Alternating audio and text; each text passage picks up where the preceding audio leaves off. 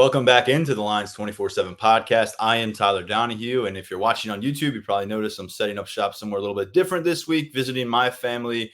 My mom was kind enough to let me use her art studio for this podcast for the afternoon. We got Daniel Gowan, without any further ado, back on board. Went on a nice international trip to Europe for a couple of weeks. He missed out on the NFL draft conversation. Don't worry, we will let everyone know what your picks were. Don't worry, we let everyone know that you finished last in the mock draft predictions. But welcome back. Happy to get you back. And like the first day you got feet on the soil, I think you were on the train working your way back to Pennsylvania after your flight. And I'm like, we got like 5 names dropping in the transfer portal this afternoon. So welcome back, buddy. And so we're going to get into those late portal entries that occurred last week.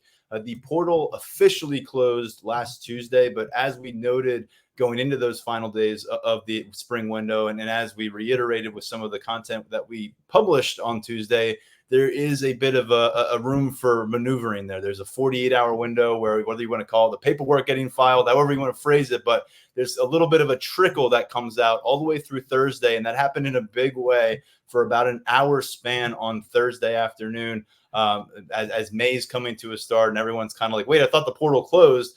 We see some of that roster attrition come through, some names that weren't all that surprising. One in particular that was a bit more surprising in King Mack. And the way we're going to look at this and the way we're kind of going to bring everyone up to speed and ourselves up to speed is Daniel's probably playing some mental catch up coming back from France and Italy. We're going to go position by position, work our way through maybe who's gone from the situation, who's still coming into the situation, but more importantly, how that's brewing going into the summer out of spring practice, because we've got a lot of competitions at stake right now. And Daniel, if that sounds good to you, I think it's going to be helpful for us, helpful for the audience, and kind of set the stage now. It's week 1 of May. It's a little bit of no man's land on the calendar because we're not going to have a lot of availability access with Penn State players. You got a new semester coming through, so there's going to be acclimation with those remaining freshmen coming to campus. But in a large part, the heavy lifting was done in April and March, and they're going to pick back up on that come that first week of August and when the team regroups for preseason camp. So this is a good time for us to start connecting some dots and projecting a little bit. Yeah, it's definitely a bit of a quiet period on the calendar, not in the literal recruiting definition sense, but just in the way that things fall with the access that we get. Camps aren't until June. There's not a whole lot going on this month, so I think it's a kind of a good time to find our footing, especially some of us that we're out of the loop for a little while and then move forward. I think that this is a good time on the calendar to kind of really reset, think about some, we've had a month almost since spring ball ended. We can kind of reconsider some of our opinions from there, get acquainted with this new roster. And then, when June comes, when July comes and it gets a little bit more serious, we'll be ready to go by August. We'll bounce around things a little bit here from a depth chart perspective, from a personnel perspective. I think we need to begin at wide receiver, Daniel. That's a spot where we saw the most movement after spring practice, really before spring practice ended, with Keandre Lambert-Smith not with the team for the final stretch of spring ball. And then ultimately, as soon as he could, entering his name into the portal. He has since resurfaced in the SEC, going to be moving on with the Auburn Tigers for his final year of college eligibility. But then different action. A couple guys enter the portal, filling that veteran, that veteran. Where is he now? Is it too late to make a move at Penn State? That category. It's Malik McClain. Spent a couple years at Florida State. Came here last year, caught 7 passes. Had a really strong opener, but that was really the highlight of his 1-year stay on the offensive end. He did some special teams contributions, but he's off to the portal as of last Thursday, and he'll have 1 more year of eligibility. It's his second career transfer. And then you also see earlier, we talked about this, Malik Mega, someone who was a special teams captain last year, a guy who at times appeared to be breaking through and for one reason or another couldn't do it at wide receiver. Didn't seem to be in the cards here in his 5th year on campus either. So he's pursuing other opportunities. And then the other name that surfaced, but not into the transfer portal, and this is a name we'll be monitoring moving forward, seeing what happens for the next phase of his career, seeing what happens next for him as he kind of buttons things up and tries to advance his college football career, is Carmelo Taylor. One of the faster wide receivers in the 2023 wide receiver class nationally, guy who was kind of a late riser in Virginia, signed with Penn State, ended up being a top 24/7 receiver when it was all said and done in our rankings. But he was the only freshman to join on a scholarship last year, Daniel.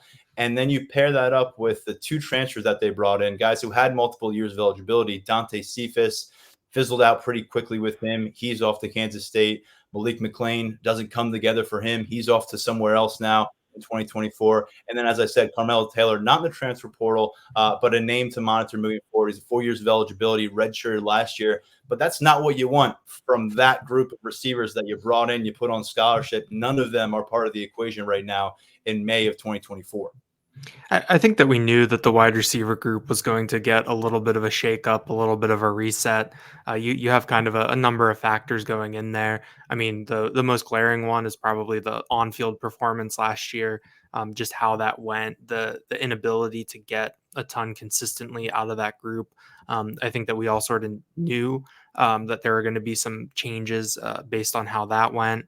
On top of that, you're kind of also, these, when there's a coaching change at a position, it's not an immediate, there are some ripple effects that come to it. Not all the changes happen at once. With Taylor Stubblefield moving on and Marcus Higgins coming in, I think that also kind of starts things to kind of resettle, to change a little bit too. But I think that we knew that this was going to be some changes at this wide receiver room.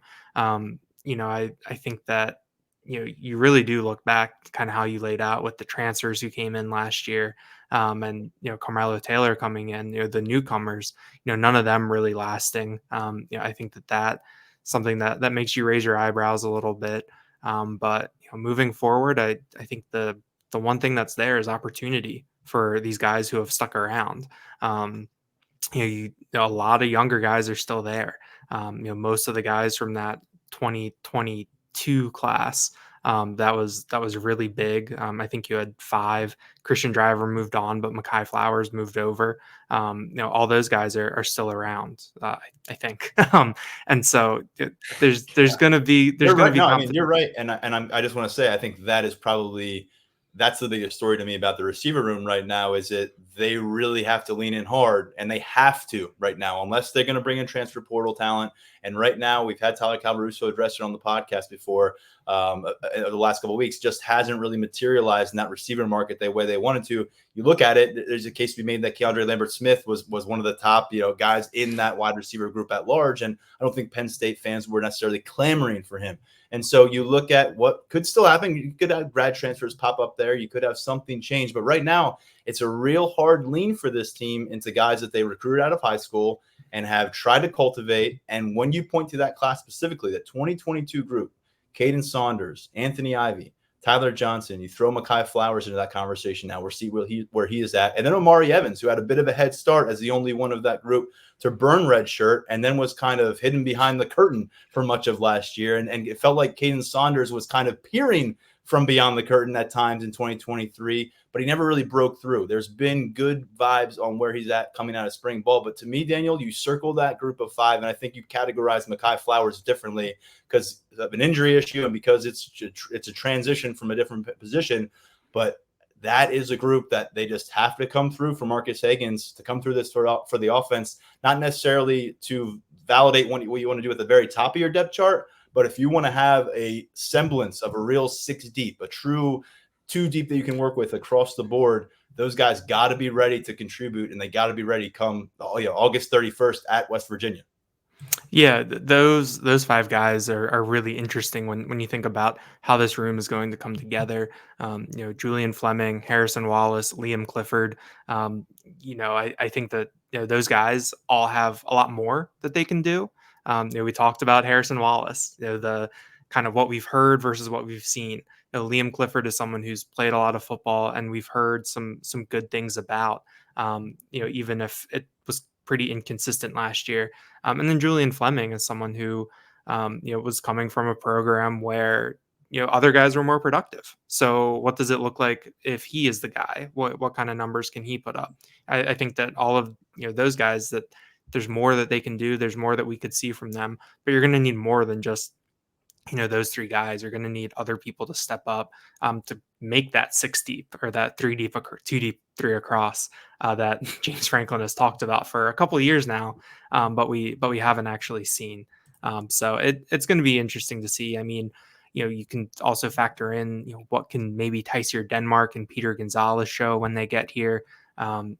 Josiah Brown, we saw it appears he's progressing well in his rehab. We saw him, doing some warm up stuff before the blue-white game. So, can those guys maybe, change the equation a little bit? We'll see. But, I think that we have a little bit more clarity at this point in terms of the names and kind of the pool that you're working with. But at the same time, in terms of what this depth chart will look like, what this will actually look like, it's kind of going to be a little bit of a wait and see. One more thing on Keandre Lambert-Smith to add is that he got his degree this weekend. That's always cool to see. That's kind of it's the main reason why, these guys come here. We talk about guys going to the NFL, guys putting up big numbers, but I did think it was cool to see, Lambert-Smith get that degree. He is a Penn State graduate. He'll finish out at Auburn, but that is a cool accomplishment for him and for his family, at this point in his life. I think when you look at what they lost from this group and the kind of where these guys stack up from a positional standpoint within that receiver room, think about Malik McClain and Malik Mega, two bigger bodies. Definitely. I mean, every time we talk about them, it's the physique is there. There's no doubt about it. They pop off the practice field. That's no longer part of the equation. They were guys who were utilized on the perimeter. When we typically saw Keandre Lambert-Smith involved, he's a guy that was going to factor in the slot, but he certainly had plenty of experience on the outside as well. And then Carmelo Taylor, when you look at the run he got in the spring game, he was outside for the most part. So I think at the outside positions here, we talk about the slot. To me, Liam Clifford is the name that a lot of people are going to recognize there, but he brings a lot to the table outside as well. I think he's going to get opportunities. We saw that during the course of spring practice. We saw that in Beaver Stadium during the blue-white game, where Liam Clifford is a player that they do see as kind of a multifaceted element of that receiver room. He was utilized inside out more than anybody else in that group on that particular afternoon. And Caden Saunders was really slot. And I think he's somebody that when you think about Andy Kotelnicki's ability to get playmakers in space, dynamic athletes in space, and something that has really been kind of a feather in his cap throughout his career, and out of the slot position, Caden Saunders, you really do kind of sense that there's going to be a real chance for him to cash in on what we all saw as a top 100 recruit a few years back and really live up to that. And when you put it in perspective, he'll be a redshirt sophomore. And if he puts it together as a redshirt sophomore, that's a pretty good platform for him to move forward, but he's got to go do it. And then Anthony Ivy's the other name in the slot, Daniel, where you wonder, can he put it together here? We've heard good things about his competitive demeanor. We know that he put together some really strong film during his high school career, but high school was a while back now. And Anthony Ivy was working the slot. Tyler Johnson was working on the outside. And so you've got Fleming, you've got Liam Clifford to an extent, and you've got Harrison Wallace, who I think we all view as the potential wide receiver one for this team if he's available and healthy. Those guys are outside. And Tyler Johnson, who's not played in the college game yet, could be kind of an X factor here, I think, in the conversation. Is he going to be ready to step up, or do you have to rely upon a true freshman, or do you have to rely upon a walk-on? Or is Tyler Johnson ready to kind of fortify a spot on the 2 deep, play outside in that role, and be someone who can go out and give you 15 to 25 snaps a game if that's what you need? And so these are the kind of things we'll learn. But some of the names have kind of been removed, but it's like even without those names, there's still not a lot of known commodities. I think we have a better sense of who's going to get the opportunities, but whether they'll take it and run with it, that's the big question at the receiver spot. And of course, quarterback, receiver, always going to be attached at the hip at the Fortunes. That was the case last year with Drew Aller in this group. Obviously a defining moment was the fact that they reached the fourth quarter in Atlanta without a completion from Aller to any of those receivers. And by the way, when it happened, we did see some of that rapport with Harrison Wallace. I think he had 67 yards on 4 catches and a touchdown in the fourth quarter. We saw that rapport again in the blue-white game. He is the guy, Daniel, that I think could really be the launch pad for that wide receiver room. But the launch pad for this offense has got to be Drew Aller, right?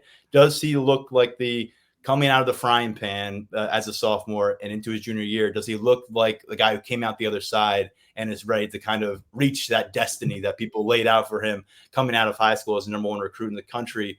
Or do old habits resurface, or do some of those kind of ugly tendencies, maybe some of those accuracy issues last year, do some of those things pop up, carry over? And is that just going to be kind of the collective, this is what Drew Aller is as a college quarterback? And I think this is obviously at the crux of it all, but this quarterback room under Andy Kotelnicki and, of course, Danny O'Brien now officially carrying that title, when you work your way through it, at the top, it starts with Drew Aller, but the intrigue goes to number 2 in Beau Pribula, and how will he find a fit in the field? I think Andy Kotelnicki is very motivated to have him involved in a game plan. And then at QB3, how much longer are they without Jackson Smolik, who was knocked out during spring practice, sidelined through the spring game? And then Ethan Grunkemeyer, a freshman, came to campus, was able to turn some heads early, didn't get a lot of run that spring game, didn't do a lot that wowed you in the spring game. But that's kind of the compelling thing there, because if it goes well for Aller at QB1, quarterbacks like him don't stick around for 4 years on campus. And then you think about the competition, and whoever has asserted themselves as the QB3, or maybe he's nipping on the heels of Beau Pribula at QB2, all of a sudden they're right in the center of what we're discussing next spring. Yeah, the quarterback position is there's a lot riding on Drew Aller this year in terms of what this team can accomplish in 2024, and then what the outlook looks like in 2025 and beyond. Because, like you said, Drew Aller is the type of prospect. We think he's the type of quarterback that doesn't stick around for 4 years if things go to plan. At this time next year, we did those roundtables, and he was I think a pretty high pick for the potentially the first Penn State player to be picked next year. So I think with Drew Aller, if he does reach that ceiling, reach that potential, that sets himself up for a good future. That means Penn State had a good year. It also means that next year we're probably looking at a competition. So these reps for Ethan Grunkemeyer, whatever role Beau Pribula carves out with Andy Kotelnicki, it's really, really important for those guys because next year could be 2025 could be wide open.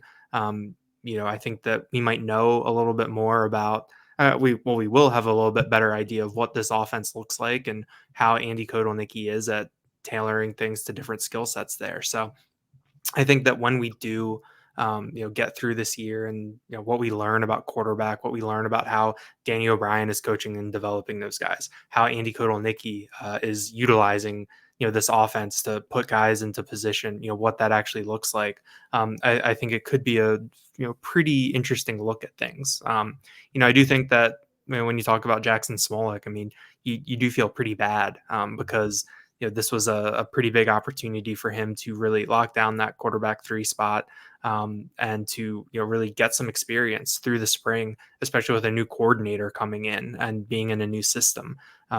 So we'll see how long he's sidelined and how long that those reps for him have to be of the mental variety. But it definitely does open the door for Ethan Grunkemeyer, and this is when he can build a foundation that when it comes time to, whenever Drew Aller is gone and that competition is happening, how much has Ethan Grunkemeyer banked? What kind of reps has he been able to put together? How has he taken advantage of this opportunity for more time? And what does that look like in the future? On the subject of quarterbacks, some interesting stuff popped up through the spring window of the transfer portal from names gone by here in the quarterback room, from some past offensive coordinator, past quarterback coach regimes. You saw Taquan Roberson surface in the transfer portal. He's going to be transferring for a second time after being a starter last year at UConn. And then Christian Veillere going to Georgia State as his third college destination. He ended up kind of splitting the starting quarterback job when it was all said and done last year at Pitt after transferring over there. And then Michael Johnson Jr. just a couple weeks ago as well out of FAU, going to be looking for his third team. And it's just kind of a reminder of how the quarterback room got here and where it was. They had a 3-year stretch there. And I don't mean this to single out these guys for what they haven't done or haven't accomplished in their college career, but it's more about the program and personnel building, and specifically in this room. 2018, you bring in Will Levis, who obviously didn't come to fruition for him with the program here. He goes to Kentucky, becomes a second-round pick, Tennessee Titans in year 2 in the NFL now. But 19, 20, and 21, Penn State signed 4 guys following up Levis. And ultimately it's a 2-man class of Taquan Roberson and Michael Johnson Jr. Then it's Micah Bowens, who was on campus for a cup of tea, it felt like, and was out of here. And then the following year, you had Christian Veillere, who we saw some flashes from. He had a nice game against Rutgers when he was called upon because of some issues above him on the depth chart. But overall, you had Drew Aller come here and it kind of closed the door on that chapter of quarterback recruiting. He kind of just came in here and extinguished it when James Franklin named him the quarterback 2 going into the 2022 season. And I think, Dan, I just wanted to bring that up because you're never promised that you're going to have a nice successive run of quarterbacks waiting in the wings. And right now they've been able to do that. I think Ethan Grunkemeyer maybe has a little bit of a feeling that he could be that emerging threat. All due respect to Bo Prabula down the road, a former top 24/7 guy who was right on the edge of a top 100 status. So this will be fun to follow. We'll see if Jackson Small can get his hat back in the ring. But this is something that you need to look beyond QB1, because when QB1 leaves, you better have a plan to bridge the gap to them, because they haven't always had the talent and personnel in place, it seems, to be able to kind of do that. And so it's something to monitor. Over at running back, elsewhere in the backfield, this is a case of competition coming through. Jaywan Slider is going to command it. These guys know what they're signing up for. And certainly London Montgomery understood that. He came on this podcast before he enrolled at Penn State, discussed his journey at the high school level at Scranton Prep, losing out in his senior season to an injury, understanding that not only were Nick Singleton and Katron Allen waiting for him, but he had a bunch of other guys who wanted their jobs as well. And so Montgomery comes to campus, kind of surprised a lot of us that he was full go by the start of last August in preseason camp. But he was among those players who did hit the portal at the very end of the spring window coming out of April. And Montgomery ultimately is going to carry 4 more years of eligibility. I think he's a guy who's going to be really, when he gets an opportunity, well suited to get a bunch of carries at the right school. But in terms of getting a bunch of carries, that was going to be difficult to do with Penn State. I think even getting involvement in the offensive game plan this year looked like it was going to be an uphill battle. A lot of what we heard publicly or off the record about Montgomery was that he was trailing some other guys, his classmate in Cam Wallace, even the new guy, Quentin Martin, in the physical development aspect, and not just extending to be able to carry the football and make a linebacker miss or run over a safety, but being able to block a linebacker or an edge rusher and protecting Drew Aller on a third down situation so your game plan doesn't blow up. So London Montgomery, I think, Daniel, if I had the wrong read, correct me, but I think he was trending as RB4 and kind of battling to keep RB4, maybe trending toward RB5 if Quentin Martin has a full healthy spring.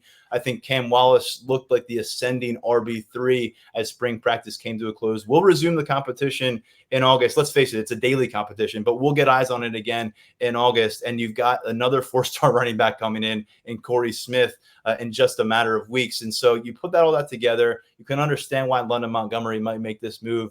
And I think the beautiful thing about Jaywan Slider's room is that he's fully transparent, that it may, you may not come here and win the job, but he wants guys to come here and try to win the job.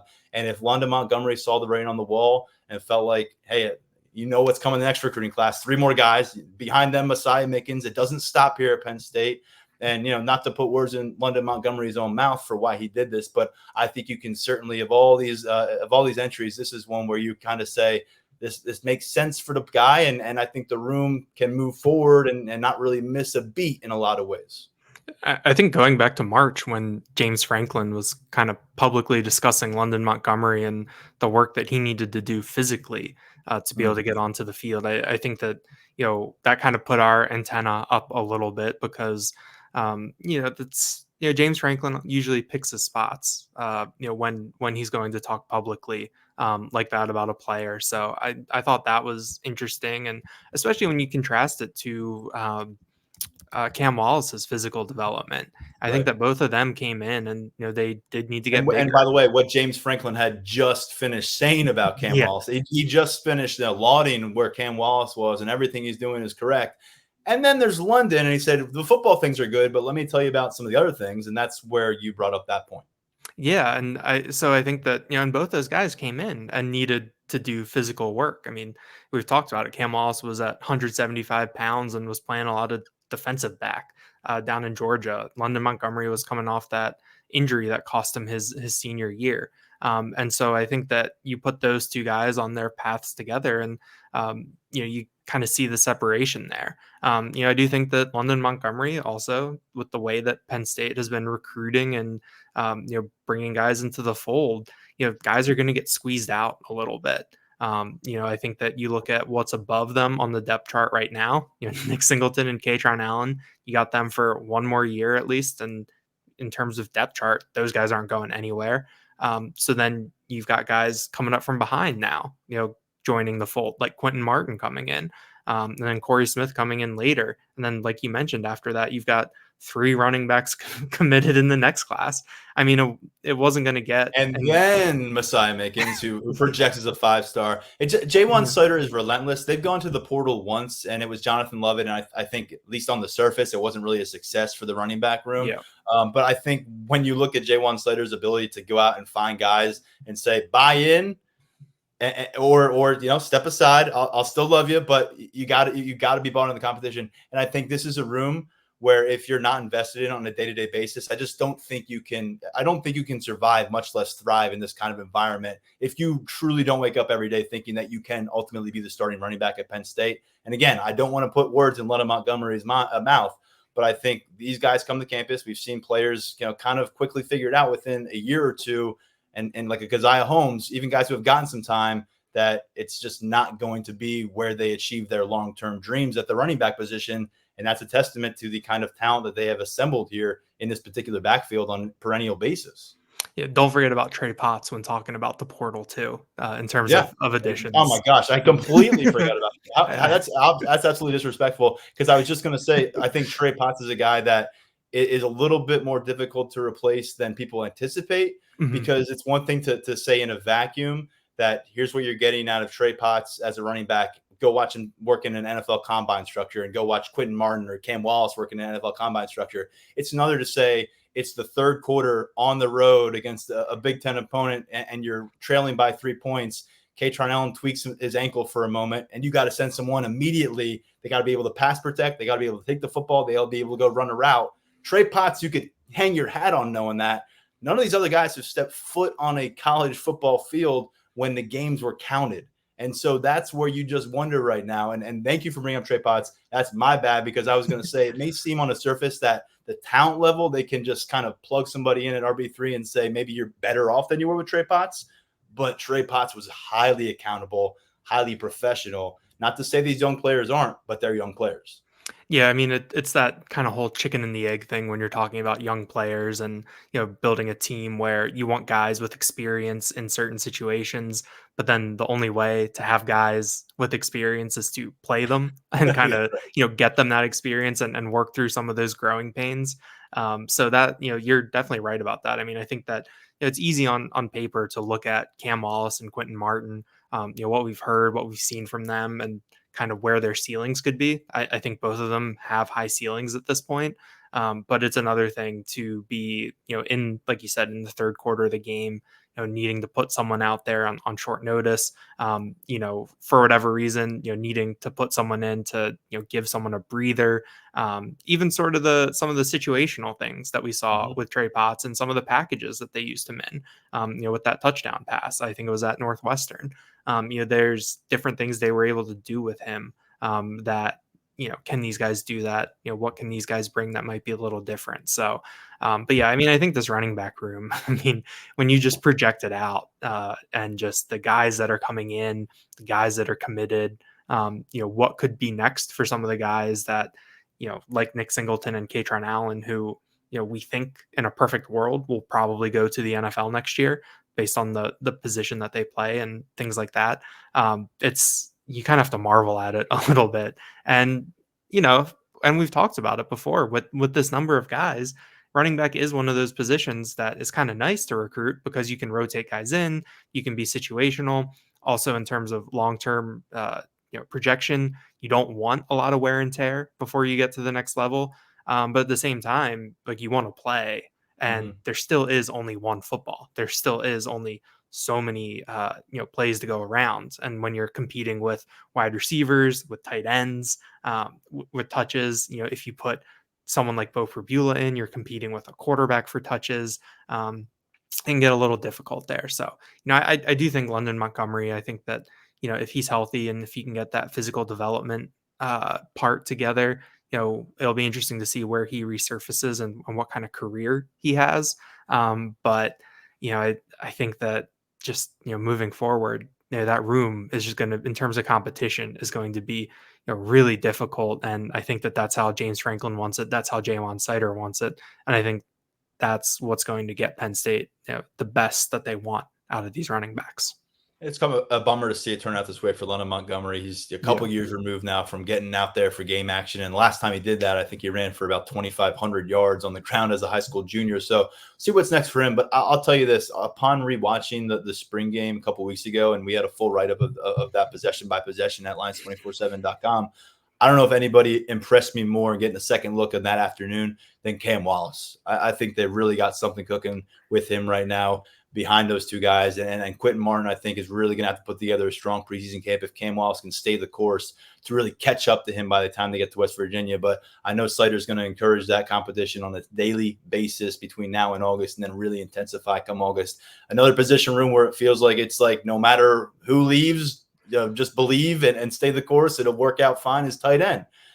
They've lost a bunch of guys to the NFL over and over and over again. They just lost another. Theo Johnson going to the Giants, round 4. And now we know Tyler Warren, of course, kind of one of those few set it and forget it components of this offensive personnel scheme right now. I mean, you look across the board and all the different guys they could run out here in Andy Kotelnicki's scheme and guys that get on the field. There's not a lot of proven commodities. And Tyler Warren is definitely one of those guys. Running back, they have it.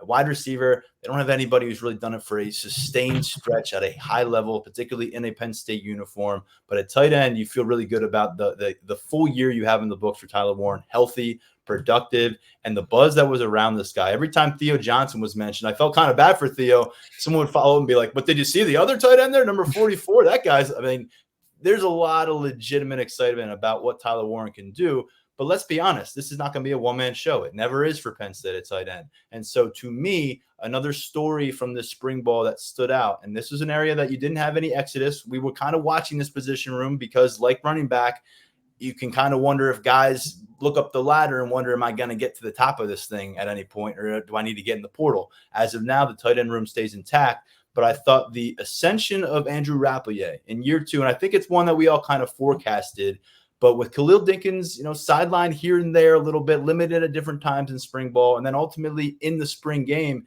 Andrew Rappleyea was full run with Drew Aller as the tight end. You had Tyler Warren as an observer, and when they were trying to simulate crunch time of games, it was Harrison Wallace, it was Andrew Rappleyea that Drew Aller was looking toward. And I love everything we've heard about Rappleyea since we got to know him as a prospect, and I think a lot of it is actually now showing up on the field, the aggression, the urgency, not just the willingness, but the embracing that he's taken to as a run blocker and with the physicality to back it up. It's one thing to embrace being a run blocker, but if you're 233 pounds, Big Ten defensive ends, Big Ten linebackers don't move easily. I think he's got a lot of components in place right now to reach August and really try to get his role in a stranglehold. Not saying that he's going to box out Khalil Dinkins, but I think he's going to be a guy that maybe forces Kotelnicki, forces Ty Howell to keep him on the field quite a lot more than some folks may anticipate at this point in the calendar for a redshirt freshman. Yeah, I like the anecdote that Brian Doan has told a couple times on the podcast about Andrew Rappleyea transferring for his senior year and transferring to Milton Academy in Massachusetts, which wasn't really known as a pass-heavy team. And Doan kind of asking him like, why? And Rappleyea saying that he wanted to work on that part of his game and become a more well-rounded tight end. I hope I'm remembering that story. That's right. accurate, and it has always stood out to me too, because usually tight ends try to find places that want to feature tight ends in the passing game, not go block that guy. But yeah, that was really interesting, that anecdote. Yeah, and so you kind of know that that's someone who is coming into it, kind of knowing what they're getting into. I forget what point last year having kind of a long conversation with Theo Johnson about he was talking about how he was a big wide receiver and how he figured that he had more of a path to a future in football, playing tight end, given his skill set. And so the transition he had to go through and kind of learning that new position. Whereas with Andrew Rappleyea, he was working on that as a senior, earlier in his high school career. So I think that we can kind of see some of that work pay off. But yeah, I mean, I think that this tight end group is going to be interesting moving forward because over the past couple of years, it was this past 3 years that I've been on the beat. It's been pretty stocked. You sort of knew what you were getting. You had Bretton Strange for 2 years, Theo Johnson for the past 3 years. Tyler Warren's role has grown over these past 3 years too, from being that gadget player as a redshirt freshman in 2021 to now being, a featured all around, well-rounded tight end in 2024. And this is kind of the first time where you look after that number one, and it's a little bit more jumbled. I think that these in 2021 and 2022, you look at Brenton Strange, and then afterwards Theo Johnson and Tyler Warren.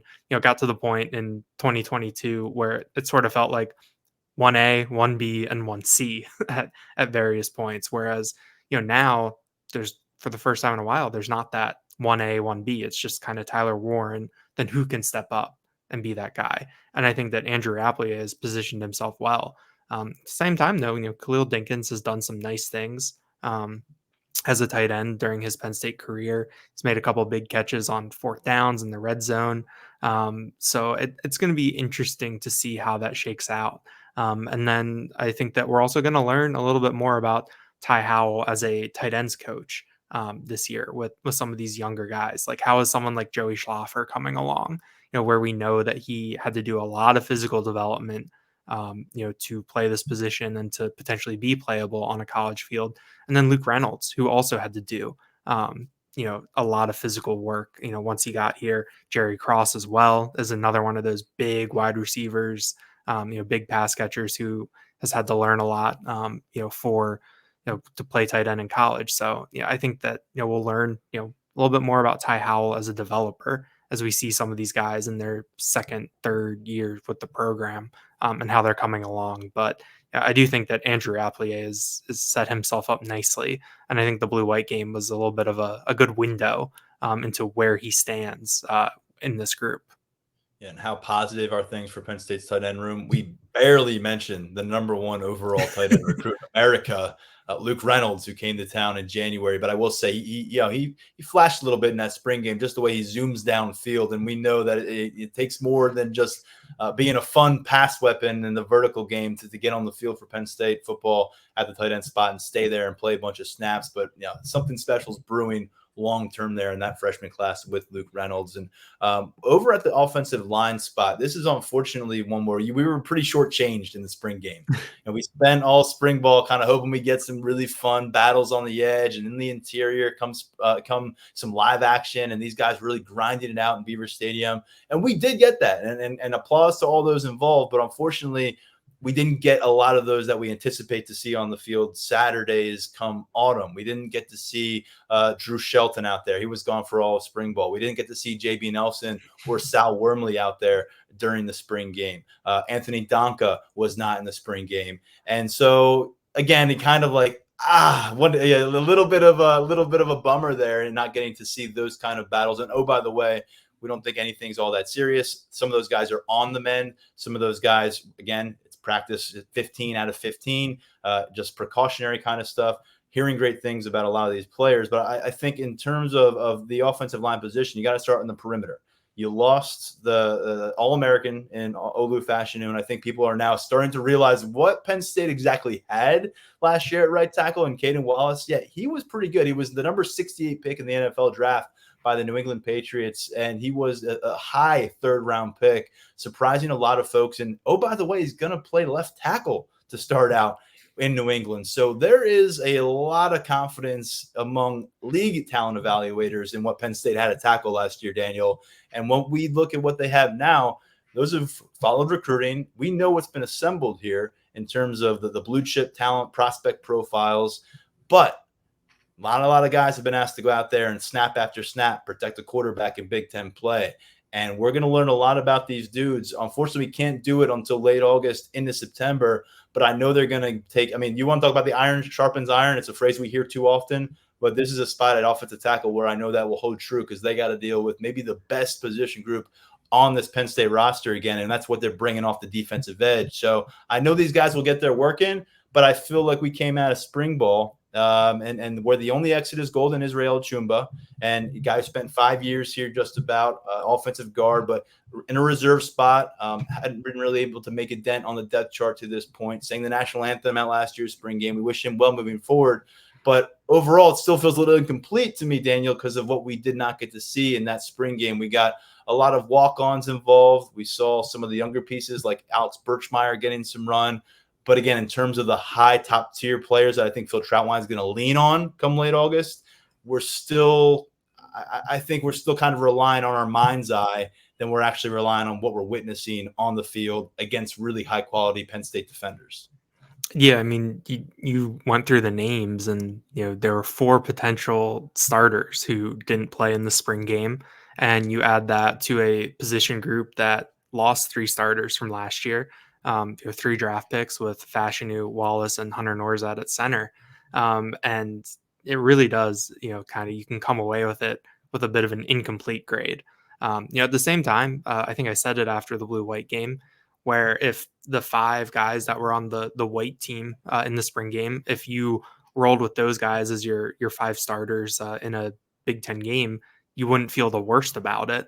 You wouldn't feel as great as you Well, the way you could, phrase that, but I know, but it wouldn't be catastrophe. I know what you're saying. Yeah, yeah, like to be that potentially far would be down. catastrophe. Yeah. Yeah, to be like that far down the depth chart as we kind of envision it, and to Now let's still. just go through it because it was Javen Williams at left tackle, the redshirt freshman. It was Mhm. Venga Ioane at left guard, which is where we last saw him starting the Peach Bowl. And then you had Nick Dawkins at center, which we expect. And then interestingly here, Cooper Cousins at right guard with that first team. And then Nolan Rucci was at right tackle.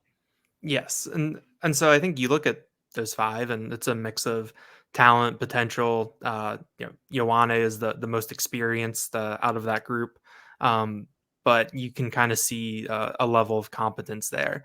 I think that you can improve on that group by adding in some of the guys that we didn't see in the spring game. But I think that Phil Trautwein has done a good job of developing, recruiting, and putting together a competitive room. And we talked about it where it was like 2 years ago you couldn't have a real spring game because of the amount of injuries that there were. And I think that year too they'd lost some of the depth pieces. Some walk-ons transferred out before the spring too, which limited the numbers. Whereas this year you're missing 4 starters, and you were still able to field 2 teams in the spring game. So I think that speaks to the health of the room.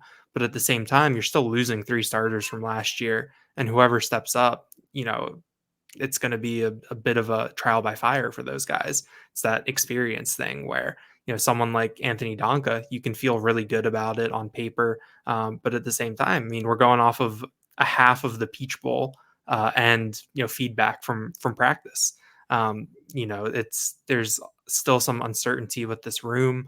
I think that I forget if it was you or Mark earlier this spring, kind of, laid that out really well after I think I got a little bit too high on the room at that point. And, that this is a group that's still going to have to prove some things. But I do think that you have kind of the pieces to make an offensive line that, can be competitive in the Big Ten, that can definitely hold its own. It's just a question of how that really shakes out and what this really looks like by the time you get to August 31st at West Virginia, and then what it's going to look like in early November against Ohio State and Washington. How does this group evolve over time? The 2 guys I kind of have the most questions about, I go one, Drew Shelton, because he's Mhm. at a really important point in his career. Obviously, when you start, what was it, 5 games, the Rose Bowl as a true freshman at left tackle for Penn State, even with Olu Fashanu coming back, you can have some buzz around you, and you can certainly poke holes through his game out there as a freshman, as you'd anticipate in some of those matchups late in his first year on campus. He's a guy who got to campus that summer.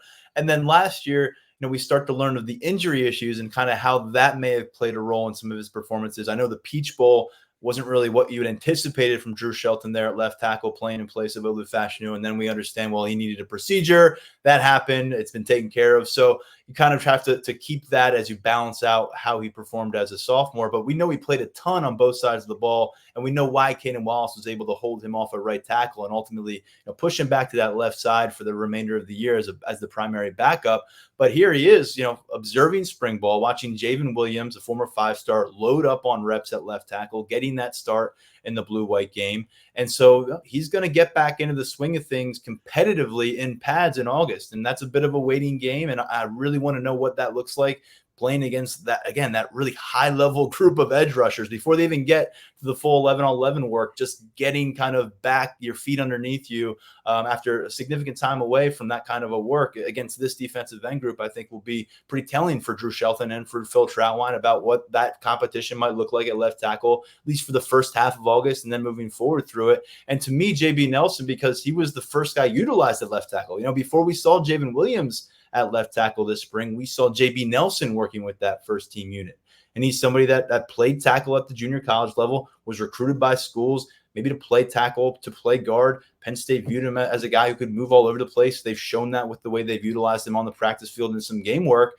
But I don't think Venga Ioane is getting the hook, man. I don't think Venga Ioane is coming off the field. I think they absolutely love what they have from him. And then Sal Wormley's a sixth-year senior who I think has really tried to make a bigger effort to firm up some things with his game and maximize his opportunity to come back with this COVID year to be a third-year starter. And so I look at Drew Shelton, I look at JB Nelson, I wonder how they fit in. And I always say with Phil Trautwein conversations with the offensive line, there could be 7-8 guys involved come that West Virginia matchup that you see out there by the time we get to halftime, not because someone gets injured ahead of them, but because Phil Trautwein has designed it that way and he wants to get a maximum effect from his offensive line. He feels like he's going to get in certain situations a little bit more from this guy, or if he just feels like the competition is not through yet. And if he wants to find the right starting right tackle for October 1st, well, he's got to work through it in September.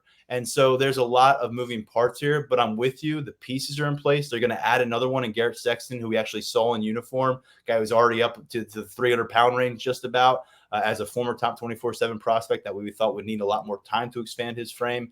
So they've done a great job assembling the talent. You're seeing it come out the back end with the NFL draft picks now for Phil Trautwein.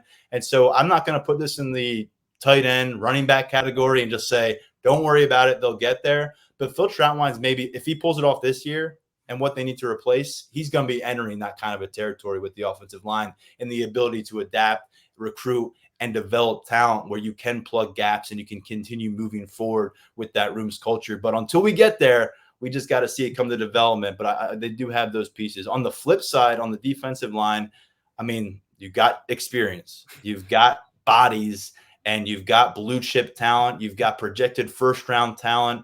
And that's after losing two of the top edge rushers in the NFL draft and Chop Robinson, Adiza Isaac off the board. And the reality is, defensive tackle, you've had some attrition losses to the transfer portal. Jordan Vandenberg played some football for you the last few years. Davon Townley never quite able to break through making that transition. He's one of those guys who hit the portal late in the spring window. But Daniel, it's all there for Deion Barnes. Now it's going to be about pressing the right buttons, finding the right rotational approaches.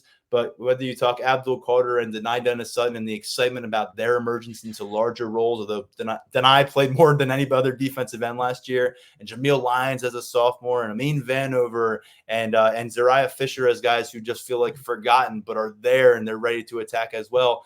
And those are just names you're getting into before you start working through the defensive tackle depth chart, which is headlined by a couple six-year seniors. You've got a returning starter in Zane Durant. It feels like you've got three returning starters between Durant, Beeman, and Elise. And oh, by the way, they loaded up with the freshman class that they absolutely love at defensive tackle, working its way up the wings. And I think right now, when you kind of look across the roster, and if you power rank positions that you're either sweating about going into summer or you're absolutely feeling content about, this is at the very bottom to me in terms of panic button. This is far away from that. This is, you're kind of coasting your way through, barring any dramatic losses here in the summer for whatever reason. You're able to get in the spring to preseason and be built not just to flourish, but to be able to really succeed, even if you have to deal with 2-3 losses along the way, which they did last year, and they still were able to keep going. Yeah, I mean, I think that both of these spots are in a really good position. And you talk about defensive end. Last year, they had kind of like a 5.5 man rotation, depending on Jameel Lyons' health. And I know that they were maybe trying to manage his red shirt a little bit earlier on. And this year, they're going to be able to go with 5 again. And if someone else can step up and make it 6, there's an opportunity there.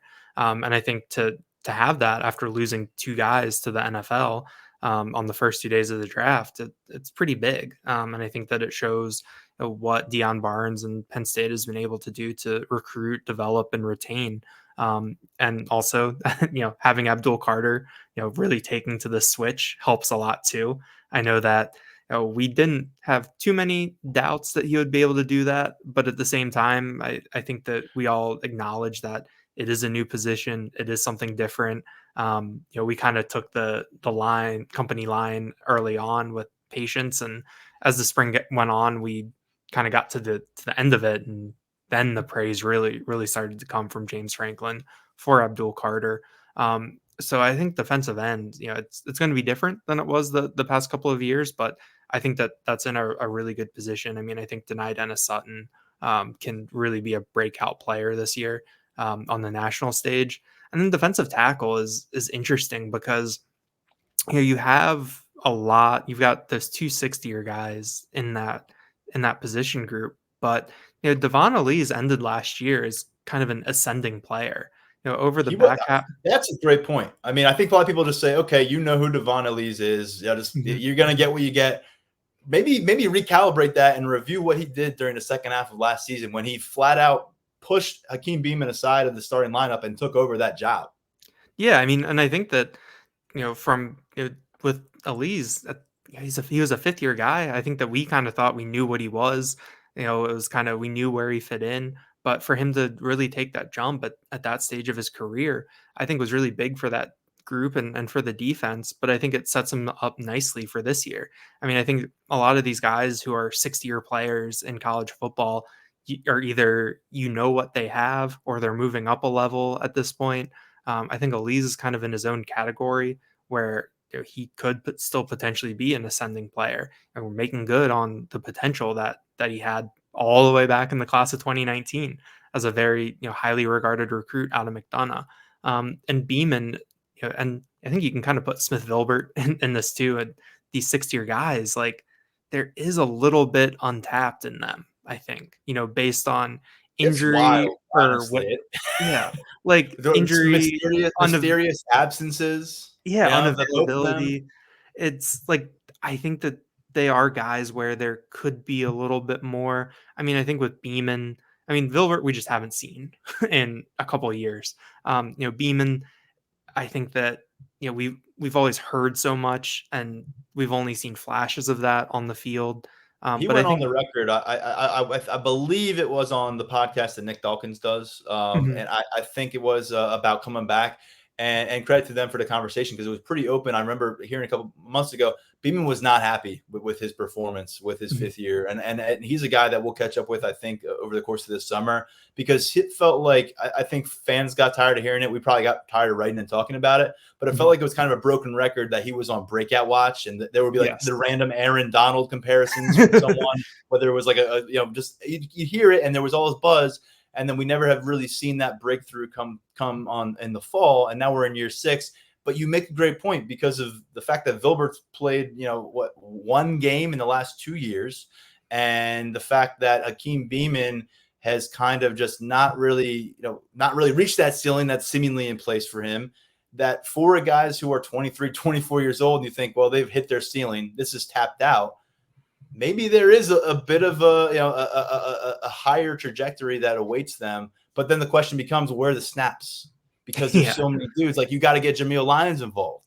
Like who are you taking off the field to get Smith Vilbert out there? As this 6-year defensive lineman, and it sounds like he's going to force them to really consider it. And I think Smith Vilbert is a really stealthy player to keep tabs on, and you're going to look really smart if you tell your friends to keep tabs on him this year. And he shows up and he has a sack in a big game in September. But like this is the legitimate concern I would have if I'm Deion Barnes is, and not a concern, but like this is the challenge. How do you keep guys engaged? Not just now in May, but like if they know their role is going to be limited to like maybe 2 series a game, how do you make sure that they're attacking those 2 series at the highest possible tenacity versus man, I wish I got 2 more series after this, and that kind of carrying that with it. So I think that's a challenge, and they found a way to make it work in that position room before. We've seen guys kind of wait their turn. Denai Dennis Sutton, a guy of that caliber, goes to a lot of campuses. He's playing a lot more than he did as a freshman. Same with Jameel Lyons, and so I think the question just becomes, how does Deion Barnes figure out a way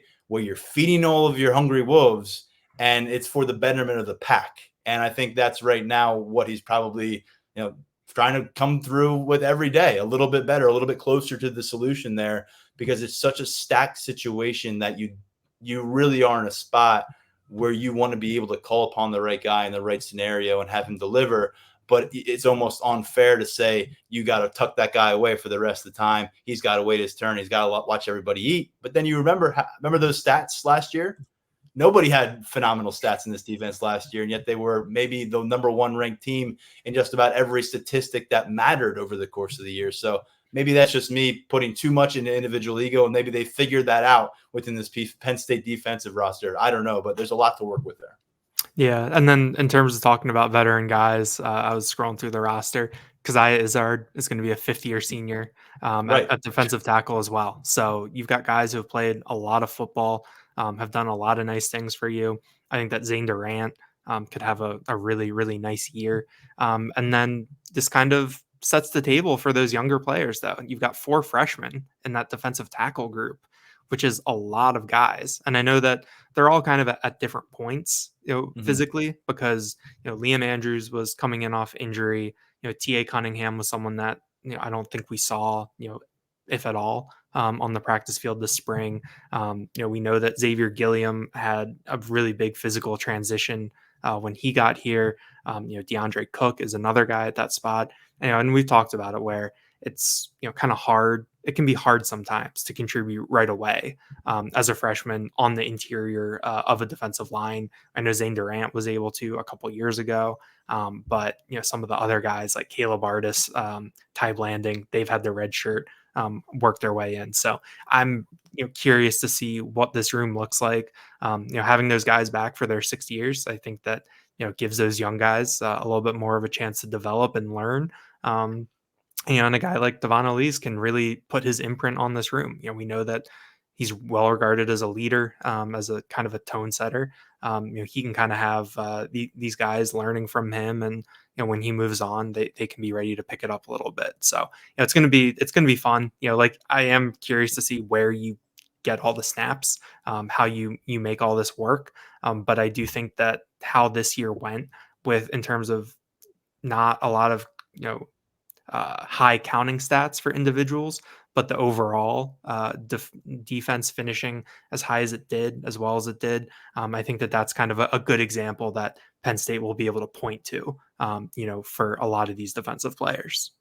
I think it speaks very highly as well, the culture in place in that room. We've said it about a few of the other rooms as well, but this one, to get through the spring window and not have a guy bolt, the guy that you liked. I mean, I'm not saying they didn't like Davon Townley, but a guy that you really felt like you had a role for here in 2024 that was set for him. There's some dudes that are running out of eligibility in this room who maybe could see more snaps, although it's a lot to jump to another program in the summer and join. But with NIL numbers where they are, stuff that gets floated around, I think this room in particular, I was very impressed. They were able to get through the spring window, remain intact the way they did. And now we can state it. I mean, they have this depth. They're going into preseason with the depth. They're going to get Alonzo Ford back in the swing of things. They added him as a transfer. I mean, we forgot it. This is the position. Can I just say, whenever we talk D-line on the podcast, Daniel, I can completely empathize with James Franklin and why he doesn't like to list players, because he's always afraid he's going to forget somebody and have somebody text him or somebody's mom call him and say, why are you mentioning my kid? This defensive line room presents a lot of tricky things because you have to mention like 19 guys who might have a shot at playing on Saturdays this season. Let's go over to linebacker, where there's fewer names, in part due to Abdul Carter because he jumped over to defensive end. But you lose Curtis Jacobs to the NFL. He goes to the Kansas City Chiefs as an undrafted free agent.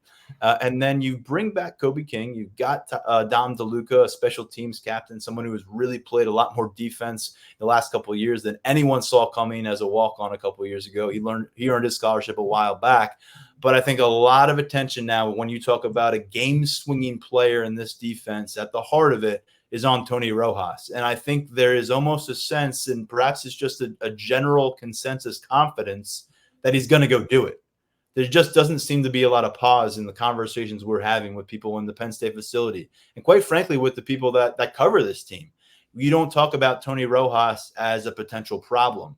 And that's a lot of credit to the kind of the way he carries himself and the way he has shown up on the practice field since last year, when he could have played a lot more football than he actually did as a true freshman. But it's also a lot to put on the shoulders of this guy, going on the road to play West Virginia, then eventually coming back here for some big matchups. There's not going to be a lot of margin for error, and he's going to play a ton of defensive football for this team. And so I think people got to give him, use the kid gloves for a little while with him before we anoint him as the next star. But I think it's all there for him, Daniel. I think he's going to have the right role in this defense. I think with Abdul Carter's transition, not only are you getting really a phenomenal talent on the edge with Abdul Carter, but you are paving the path for Tony Rojas to be a full-on, full-time player for you. And I think Tom Allen sees a ton in the former top 24/7 prospect. I think that when you look at the linebacker room, I think the key to its performance and its long-term health is how these 3 second-year players do. I think that Rojas there's going to be a lot on him this year. You've got Abdul Carter switching positions. You've got Curtis Jacobs moving on. Both of those guys played a lot of football at linebacker.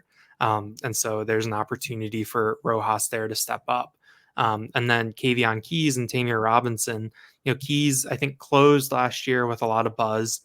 He got the Scout Team Player of the Year honors, I believe, on both defense and special teams. I know Curtis Jacobs was really effusive in his praise for him in December at the Bowl Media Day. And then in the spring, we got a lot of Tamir Robinson praise and some Tamir Robinson buzz.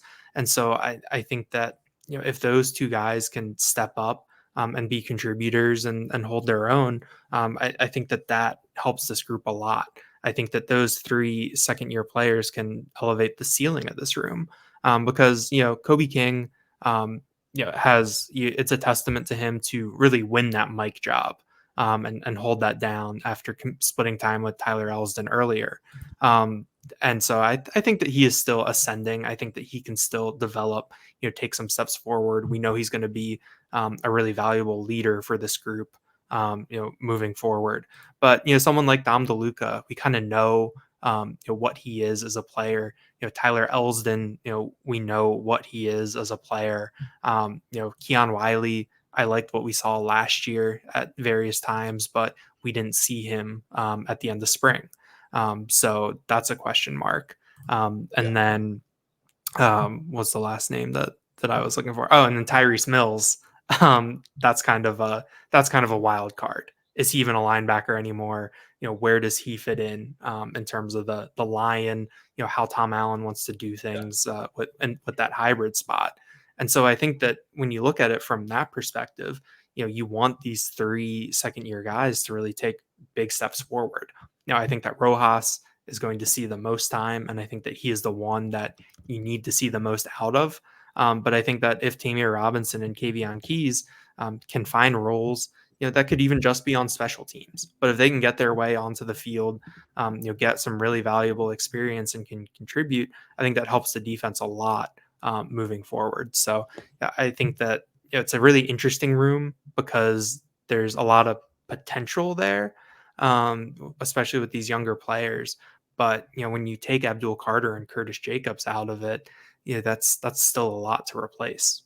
Yeah, and I think when you look at the linebacker position right now, you also have to really realize what Kobe King has become for this group. I mean, he has really, I think he's going to be in a position to maybe earn that captaincy this year as a senior, as a redshirt junior, I should say.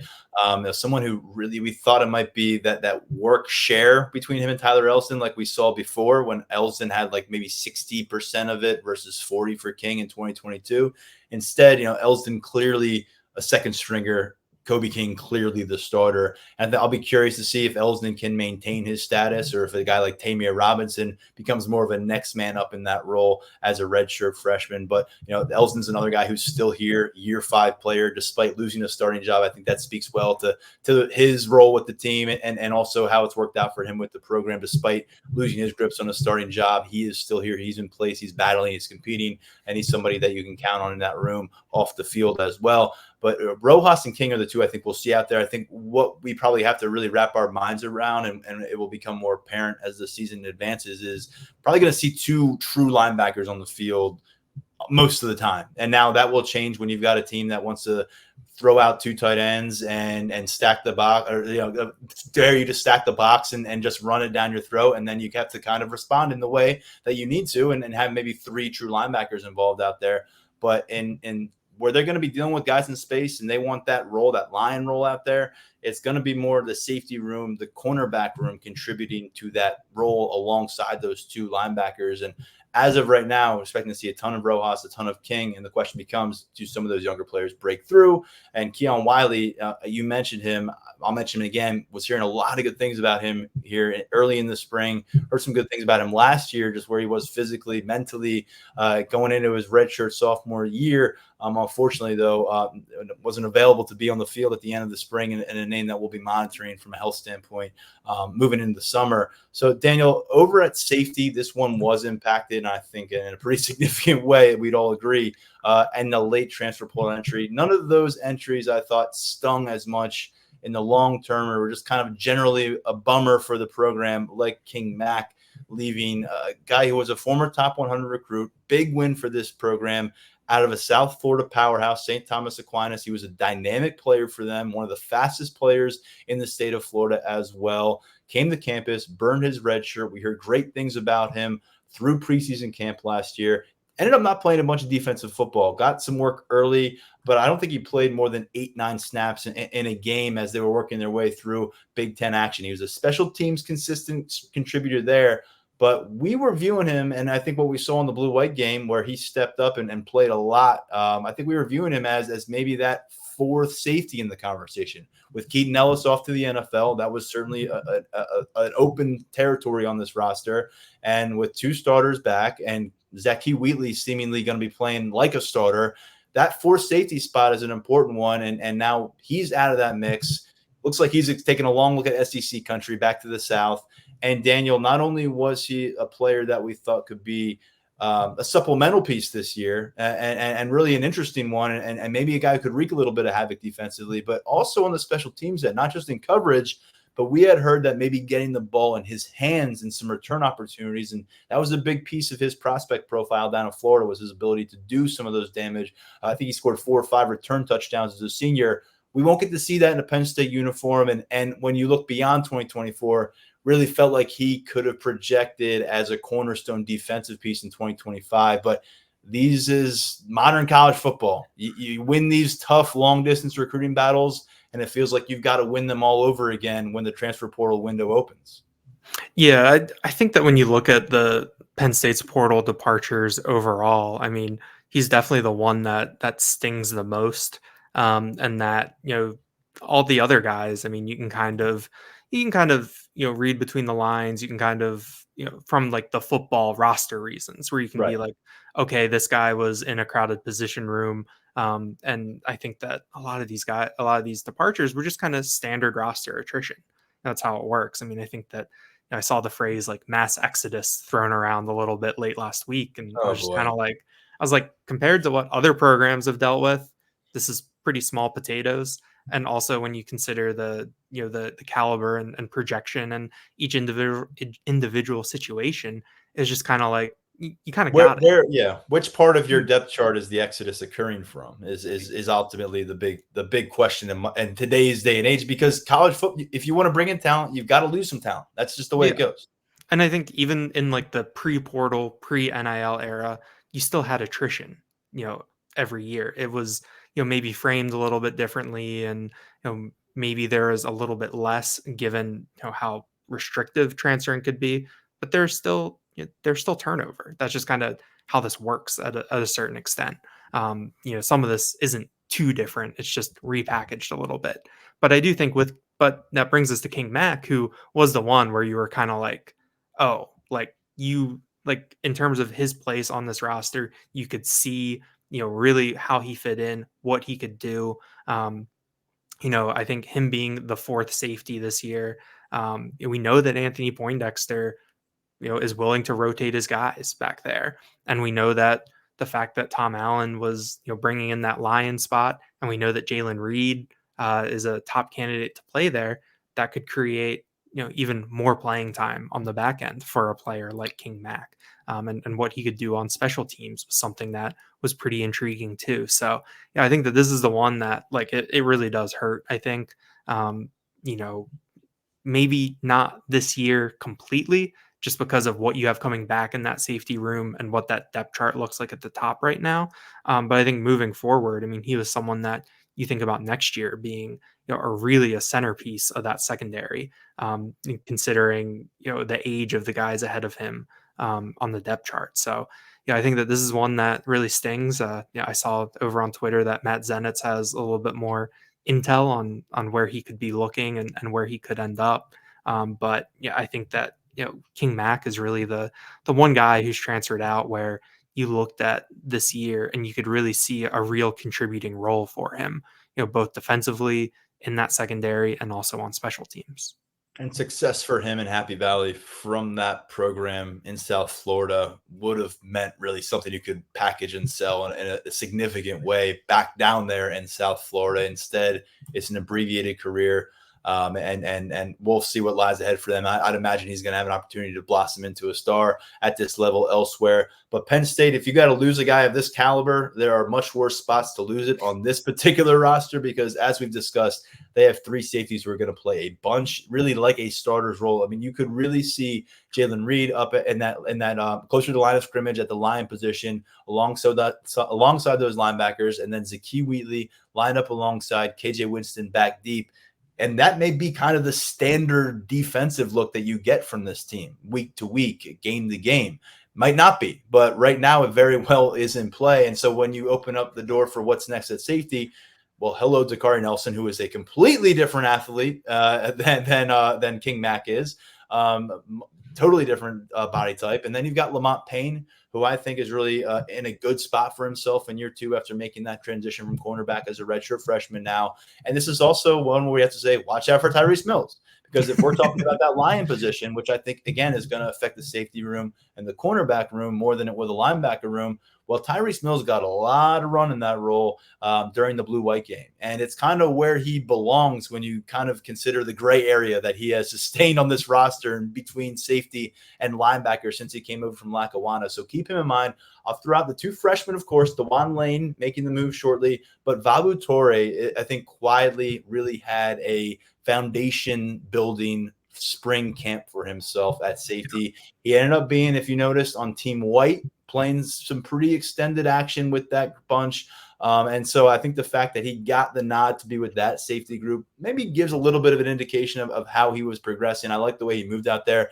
They think he can be an absolute physical enforcer if he knows where he needs to be. So Vabutori, just another name to keep on the radar at safety. But as long as they can stay healthy with the top three, those guys are going to play a bunch. And then I think everyone else is just going to be a supplemental piece, like we thought King Mack might be at the top of that totem pole. And then at cornerback, I mean, you want to talk about some new names on the block, but also a mix of guys who have been here and working toward this opportunity. This is a really fun competition because you've got a cluster of second-year players in Zion Tracy, Elliott Washington, and A.J. Harris, who both come back from their own impressive recruiting backgrounds, but now enter this equation. Two guys who've been around, Elliott Washington and Zion Tracy, and A.J. Harris, who was really one of the talk of the towns during spring practice, former five-star, Georgia Bulldog, burned redshirt last year. And then in the older category, Cam Miller, who's a junior, the unquestioned leader of this group.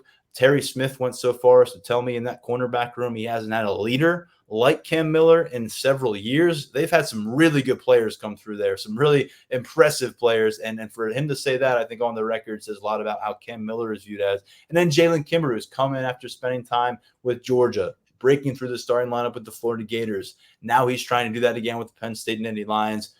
By the way, two freshmen are here that they really like. Antoine Belgrave-Schroeder, John Mitchell. If I missed anyone, I'm sorry. But, Daniel, everybody had to be mentioned there. I did. Aldavian Collins, who Smith told us was the most impressive cornerback in the room.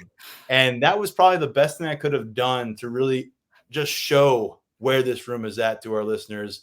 Because if you didn't pick up on what we're putting out by now, cornerback room is arguably the most compelling competition because of the sheer talent that is involved there, but also what's at stake 1,500 snaps essentially wiped off the board in the form of Daquan Hardy, Johnny Dixon, and Kalen King. So not only are you setting all these really talented, frenzied cornerbacks who are hungry for jobs, not just at one job, but at 3 jobs. Terry Smith's going to have fun here, and he feels like his cornerback room is in an exceptional spot and better off than where he thought it might be going into spring camp.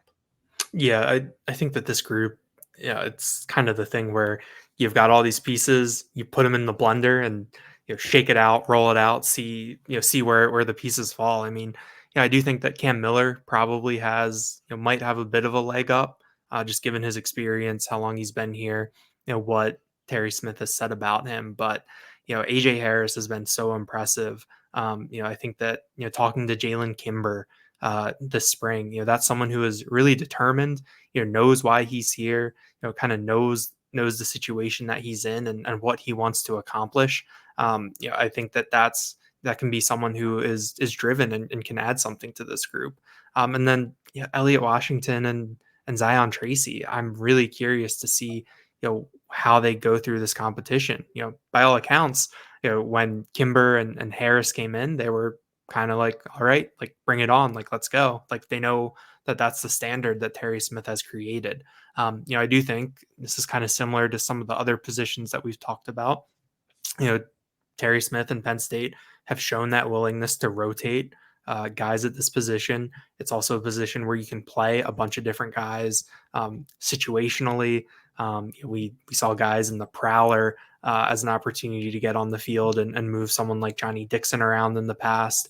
There are different avenues to use these different guys, but it's going to be really fun, I think. There's a lot of talent here, a lot of potential. I thought Antoine Belgrave Shorter acquitted himself well in the blue-white game on the blue team. I think that he was someone who I think he had a pass breakup, showed a little bit of swagger out there. Wasn't the moment wasn't too big for him in the spring game in Beaver Stadium.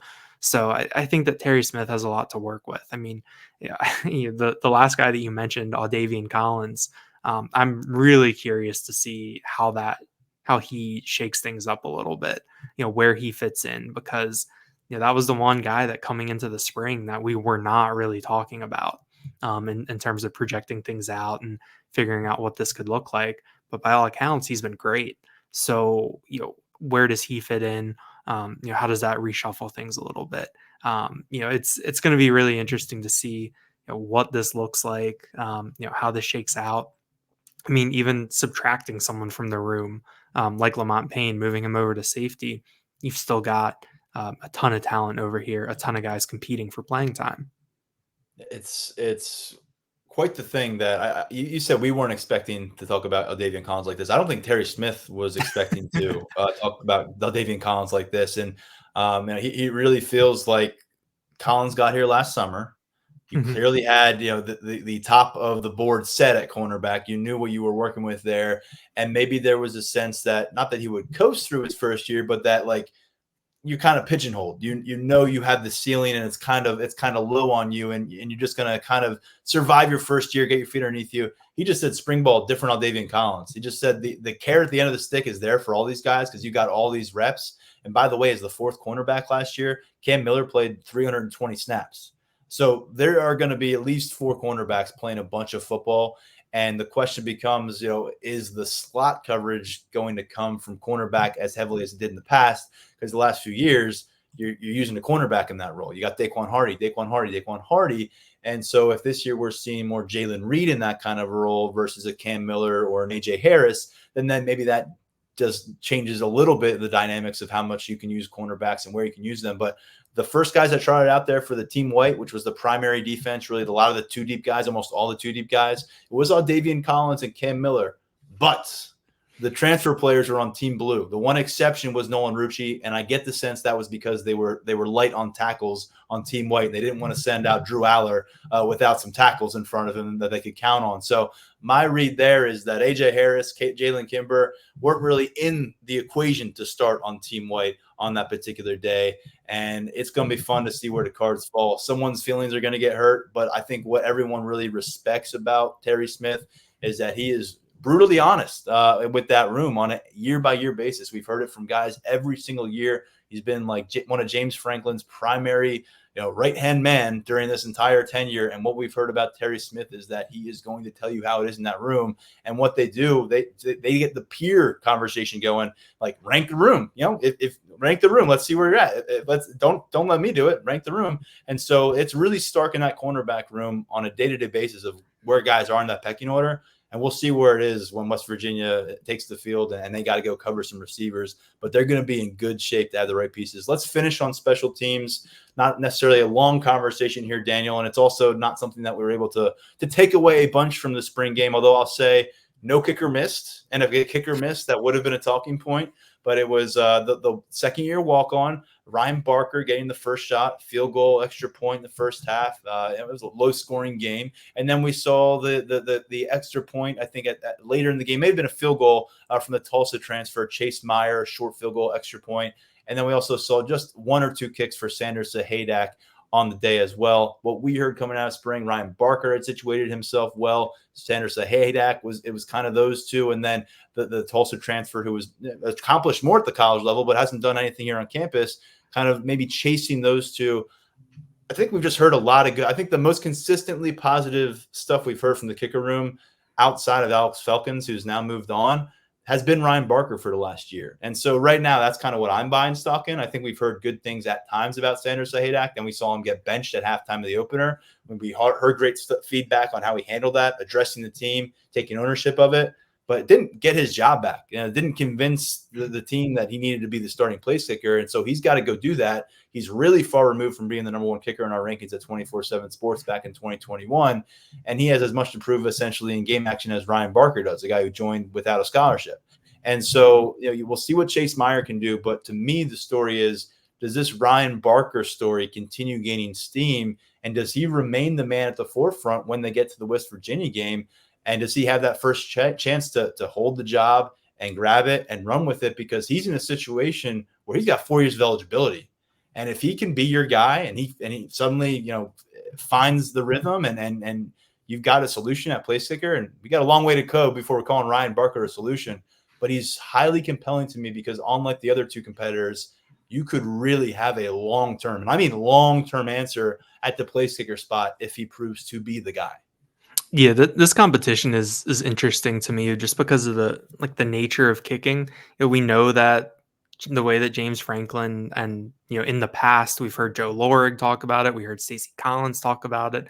I think Justin Lustig talked about it when you were there at one of his availabilities. Is that they have the objective data in terms of who's making kicks from where, how often they're making the kicks, and they can use that to really determine who wins the job. I think that Alex Falcons talked about that a little bit in last season when talking about how it was really close between him and Sahadak, but Sahadak had the edge coming out based on his performance in camp.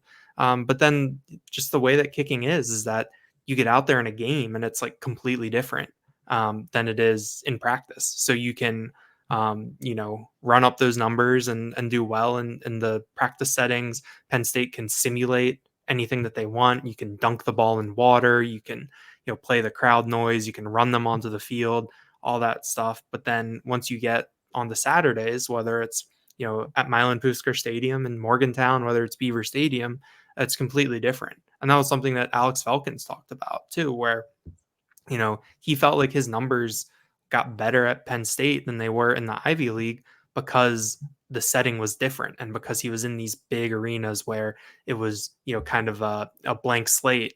Whereas in the Ivy League, he knew everyone there and he could see every single face in the stands. Like there's so much more that goes into it than just like, okay, this guy's making 85% of his kicks from 43 yards and in. This guy is making the kicks from 43 yards and out. That's how we're going to do it.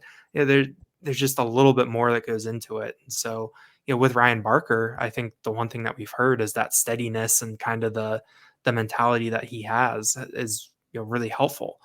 So, when the lights come on in September, if he's the guy coming out of this, does that translate on the Saturday? It's there's kind of a lot of different things that are coming together here that, I'm really, really interested to see. I know people are saying, man, a 6-minute kicker conversation in the first week of May. What's going on? Well, it'll be pretty important if they lose by 2 in September and they miss 2 kicks along the way. It is so important to have this position short up, and it hasn't really been an issue the last year or so. But I think we can all remember there was a year where Jordan Stout was an All-American at everything except place kicking. I mean, he wasn't lighting the world on fire, and he had taken the job from Jake Pinniger. That would have been 2021 when a lot of things were kind of going wrong, 5 losses. But it was a kind of a roller coaster ride for them at place kicker from start to finish that year. And it wasn't a comfortable place to be. And they got it shored up here. Alex Felkins proved to be a big pickup for them out of the Ivy League. But yeah, a lot riding on them to get this right. Justin Lustig, first-year special teams coordinator, got a lot of good history at this position. We'll see what he can do. You love what they have at punter. I think there's a lot of anticipation in the building that Riley Thompson is going to push for all Big Ten consideration. He was an honorable mention last year, ready to take another step and be a real weapon to help out this defense. And then in the return game, Nick Singleton is the name that you continue to think about as a kick returner. He's a guy who's done it in the past. It's unfortunate that you take King Mack away from the equation. And then Caden Saunders is another name that we'll be monitoring. He's apparently been that leader, according to Lustig, at punter. It's not something that we're going to get a live look at until we get into the actual season, but he's done it before, and the confidence is there in his ability. Maybe not to be the game wrecker that Daquan Hardy showed signs of being, but to be a steady presence, a guy who can not avoid the big mistakes and occasionally break one with that speed. Caden Saunders in a couple different phases for this team. If he can take that next step, it could be big news. Anything else stick out to you on a special team standpoint? I think it's worth mentioning that Malik McLean, King Mack, these were stalwart special teams coverage guys. And in fact, Malik McLean, even as he was kind of fading into obscurity at receiver last year, he got a couple of shout outs from members of this coaching staff, including James Franklin, for what he was doing on special teams. So there's also some roles to fill there, some holes to fill there for Lustig, and special teams captain Don DeLuca, who feels like an extension of the coaching staff when you discuss the special teams unit with him. Yeah, I think that when you talk about special teams, I am curious to see how the returner competitions shake out. That's something that James Franklin has talked about it, that it's hard to do that in practice.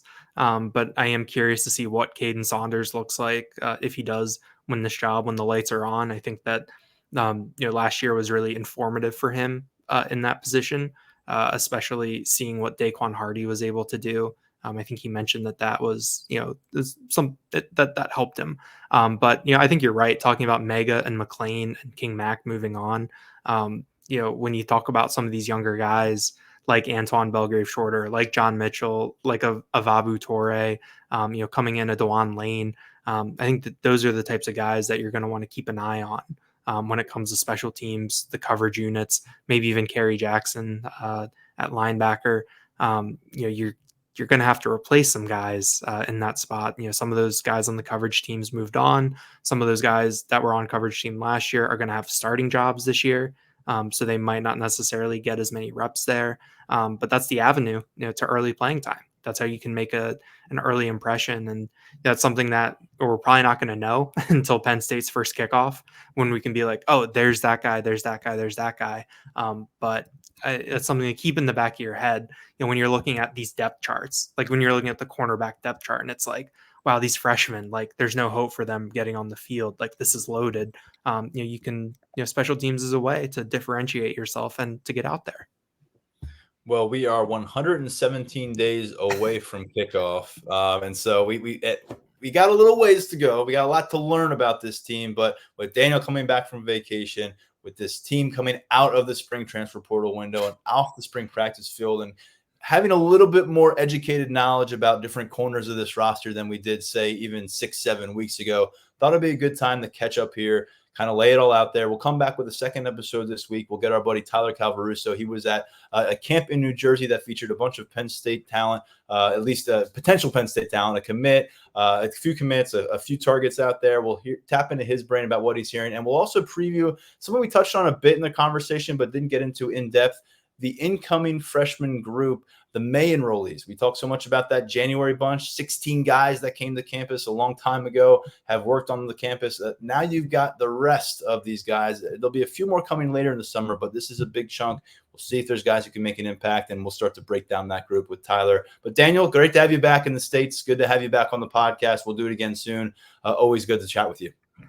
Definitely just wanted to give a quick shout out to the listeners that I met at Philadelphia International Airport at the gate. I appreciated them saying hi. And to the listener that I saw yesterday, Sunday, at Two Deck Park, who said hi. So, I do exist outside of the screen. If you do see me, say hi. I always appreciate, hearing from our listeners and subscribers and readers and everything like that. But it's good to be back. And 117 days. It'll be here before we know it. I was hoping for a shout out from Rome, Paris, something a little more exotic, but we'll take those. All right, good stuff, Daniel. Talk to you soon. Thanks, Tyler.